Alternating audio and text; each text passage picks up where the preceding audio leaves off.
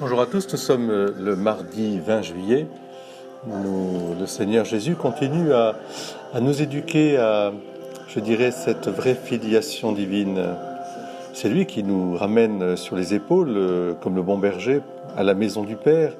C'est lui aussi qui est la sagesse, la toute justice, c'est-à-dire qui nous configure à lui-même pour être de vrais enfants de Dieu.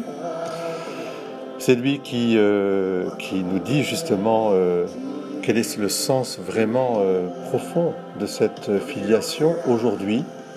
Vous savez, ce texte qui est très beau et à la fois qui peut nous faire quelquefois réagir. Comme Jésus parlait encore aux foules, voici que sa mère et ses frères se tenaient au dehors, cherchant à lui parler. C'est tout à fait normal, on imagine bien, tiens, qu'est-ce que tu fais aujourd'hui Viens, nous te cherchons. C'est le moment peut-être de venir, de rentrer à la maison ou de passer un moment avec nous. Et voilà que Jésus répond, mais qui est ma mère? Qui sont mes frères?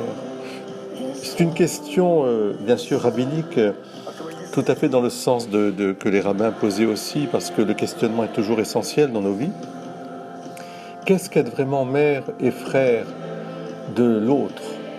Eh bien, c'est au fond celui qui permet à l'autre de retrouver le chemin ou de retrouver le chemin au fond du Père. Et pour cela, il faut faire la volonté du Père. Voyez bien que la maternité et la fraternité, ici dont on parle, c'est une maternité, une fraternité dans une charité, un bienfait, quelque chose qui fait grandir l'homme, l'autre, le prochain, pour le conduire justement à sa plénitude de fils et de fille de Dieu.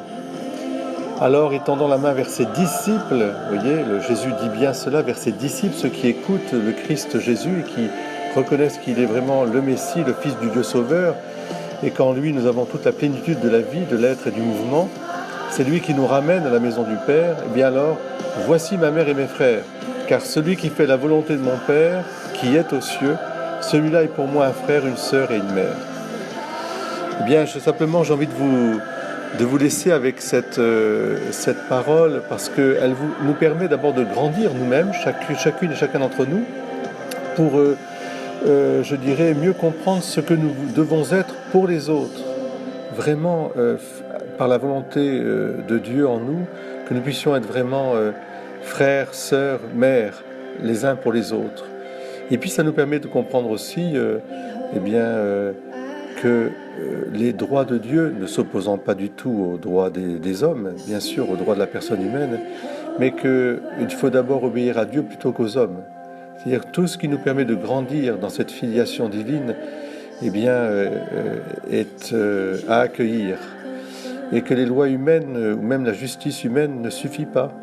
Il y a une justice divine qui est beaucoup plus importante, plus grande. Et parfois, la loi humaine peut s'opposer à la justice divine. Alors, voici ma mère et mes frères, car celui qui fait la volonté de mon Père qui est aux cieux, celui-là est pour moi un frère, une sœur et une mère. Je voudrais remercier à l'occasion toutes celles et ceux qui travaillent au quotidien dans nos paroisses, dans nos familles, pour que cette filiation divine soit présente. Simplement le fait de s'orienter en famille vers le baptême, vers la communion, vers la confirmation, toutes les grâces que le Seigneur nous donne.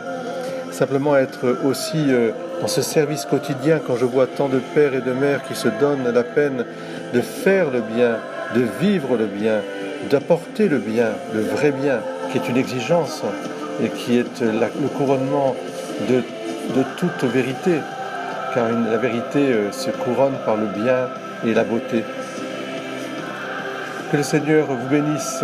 Vous êtes pour moi des frères, des sœurs, des mères, des pères. Merci pour tout ce que vous apportez et je vous souhaite un très bon mardi en cette fête de Saint Apollinaire, évêque et martyr. Soyez bénis.